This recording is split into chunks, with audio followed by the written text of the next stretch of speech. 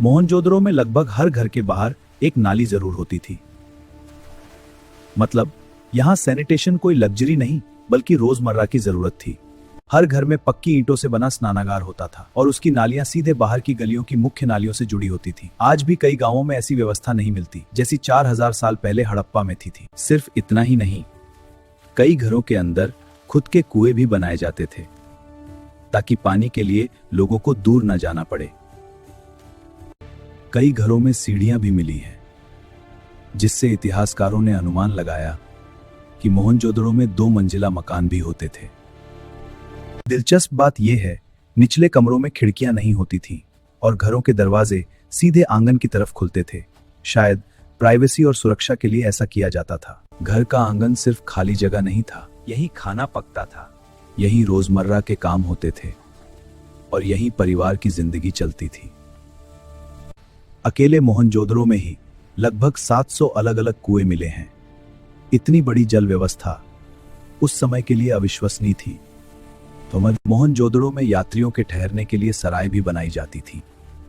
मतलब यह शहर सिर्फ रहने वालों के लिए नहीं बल्कि आने जाने वालों के लिए भी तैयार था। बर्तन पकाने की भट्टियां शहर के बाहर बनाई जाती थी ताकि धुआं और प्रदूषण शहर के अंदर ना फैले, यानी उन्हें पोल्यूशन कंट्रोल की समझ भी थी। गलियों का निर्माण इस तरह किया गया था कि सूरज की रोशनी हर कोने तक पहुंच सके। यह प्लानिंग नहीं, एक विजन था। रात के समय शहर की सुरक्षा के लिए पहरेदार तैनात किए जाते थे। मतलब मोहनजोदड़ो सिर्फ विकसित ही नहीं, सुरक्षित भी था। और सबसे हैरान करने वाली बात, कूड़े को शहर से बाहर गड्ढों में दबाया जाता था, यानी उन्हें वेस्ट मैनेजमेंट की समझ भी थी। हड़प्पा सभ्यता एक व्यवस्थित दुनिया लगती है, लेकिन अगर गहराई में जाएं, कुछ लोगों के पास ज्यादा सुविधाएं थी और कुछ सामान्य जीवन जीते थे। हड़प्पा समाज की सामाजिक विभिन्नता की सबसे बड़ी जानकारी मिलती है। यहां अंतिम संस्कार व्यक्ति को दफनाकर किया जाता था। इतिहासकारों ने देखा कि हर कब्र एक जैसी नहीं थी। कुछ कब्रें साधारण थी, जबकि कुछ में ईंटों की विशेष चिनाई की गई थी। यहीं से पता चलता है कि समाज में अलग अलग स्तर मौजूद थे। कब्रों में मिट्टी के बर्तन, आभूषण और कई उपयोगी वस्तुएं भी रखी जाती थी। शायद हड़प्पा के लोग पुनर्जन्म में विश्वास करते थे। उन्हें लगता हो कि मृत्यु के बाद भी एक नई यात्रा शुरू होती है। कई कब्रों से तांबे के दर्पण, मनके और सुंदर आभूषण मिले हैं।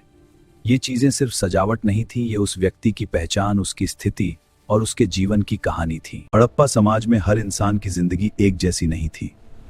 कुछ चीजें ऐसी थीं जो लगभग हर घर में मिल जाती थीं और कुछ चीजें सिर्फ खास लोगों के पास होती थीं। कुछ वस्तुएं रोजमर्रा के जीवन का हिस्सा थीं, जैसे चकिया, मिट्टी के बर्तन, सुई और सामान्य औजार। इन चीजों को पत्थर और मिट्टी जैसे साधारण पदार्थों से बनाया जाता था और ये आसानी से उपलब्ध थी।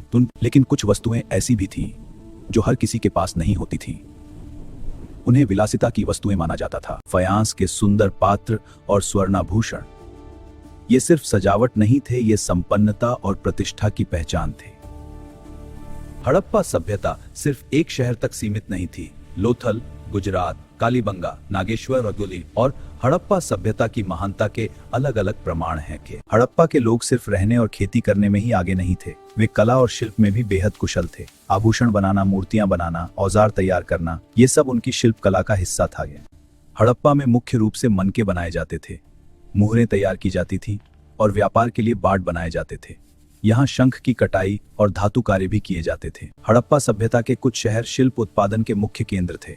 चन्हुद्रो, लोथल और धौलावीरा। यहाँ से छेद करने के विशेष उपकरण भी मिले हैं जो बताते हैं कि हड़प्पा के कारीगर कितने उन्नत थे। आज हम मोबाइल से ट्रैकिंग करते हैं, लेकिन 4000 साल पहले हड़प्पा के लोग भी अपने सामान की सुरक्षा तरीका जानते थे।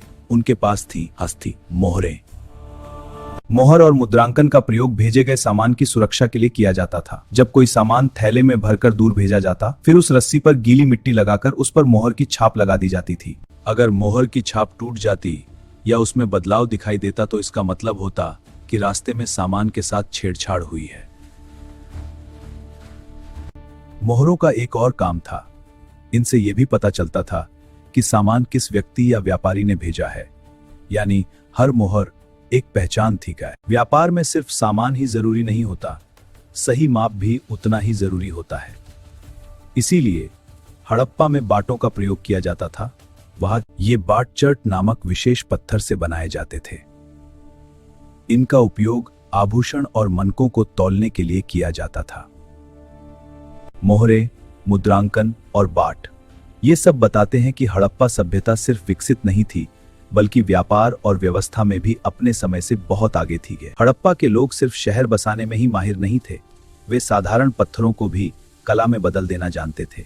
उनके बनाए मनके आज भी दुनिया को हैरान कर देते हैं। मनकों को कई तरह के पदार्थों से बनाया जाता था। इसके अलावा सोना, तांबा, कांसा, शंख, शयांस और पक्की मिट्टी का भी प्रयोग किया जाता था। कुछ मनके तो इतने खास थे कि उन्हें 2 या 2 से अधिक पदार्थों को मिलाकर बनाया जाता था। यानी हड़प्पा के कारीगर एक्सपेरिमेंटेशन भी करते थे। हर मनका एक जैसा नहीं होता था। कुछ छपराकार थे, कुछ गोलाकार और कुछ डोलाकार। हर आकार अपनी अलग पहचान रखता था। मनकों को सिर्फ बनाया ही नहीं जाता था, उन्हें ऊपर से सुंदर चित्रकारी द्वारा सजाया भी जाता था। यानी हर मनका सिर्फ गहना नहीं, एक कला का नमूना था। पत्थर के प्रकार के अनुसार मनके बनाने की विधि भी बदल जाती थी, क्योंकि हर पत्थर का स्वभाव अलग होता है और हड़प्पा के कारीगर इसे भली भांति समझते थे। सेलखड़ी एक मुलायम पत्थर था जिसे आसानी से आकार दिया जा सकता था। कई जगहों पर इसके चूर्ण को सांचों में डालकर भी मनके बनाए गए हैं। एक सुंदर मनका बनाना आसान नहीं था। इसके लिए घिसाई की जाती थी, फिर उसे चमकाने के लिए पॉलिश किया जाता और आखिर में उसमें छेद किया जाता था, तभी जाकर तैयार होता था एक परफेक्ट हड़प्पन बीड कुंभ। हजारों साल पहले जब दुनिया मशीनों से अनजान थी, तब हड़प्पा के कारीगर अपने हाथों से ऐसी कला रच रहे थे जो आज भी अमर है। गाली